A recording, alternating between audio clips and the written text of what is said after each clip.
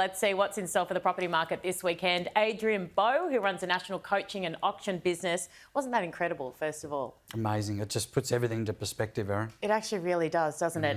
OK, talk to me about what's coming and what's gone before last weekend's clearance rates and what's coming up. So we had 70% clearance rate, just above actually. So it's held very, very firmly all calendar year actually, despite the mixed messages, the mixed media, the cost of living crisis.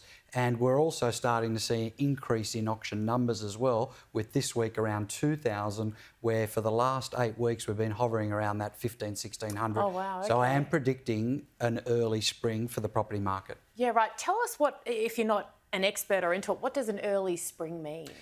Traditionally, spring is a time where many sellers look to sell their home. They, rightly or wrongly, they feel that the home presents better, the weather's nicer, there's more buyers out and around. I just feel at the moment, given that there's been a lot of uncertainty in the market and with interest rates fluctuating and that potential pause now that we're seeing, a lot of people are looking to actually bring that forward.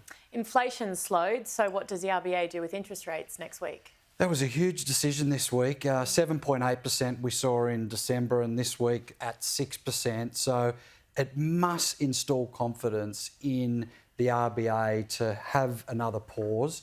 And most economists and most experts in the banking sector are thinking and predicting that we will see another pause. My only concern is, in the US this week, we did see a reduction in inflation and the Fed still increased the interest rate. Very good point. Uproar from landlords in Victoria over, well, something Daniel Andrews has done. It's not gas related, this one. He's had a shocker this week. Hasn't he? Dictator Dan. So no gas, and now he's suggesting a 2-year rent freeze. Look, I'm certainly empathetic towards tenants, and I understand that it is hard. However, we must consider mum and dad investors who mortgage rates are going up, and all that's going to happen is investors will pivot and look to put their money elsewhere, potentially sell their property.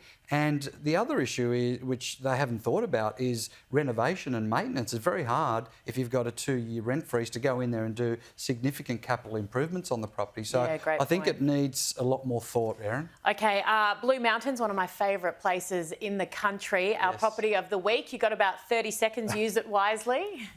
This home has its own name, Night Sky, and it was built, purpose-built actually, for an astronomer, Basil Boron.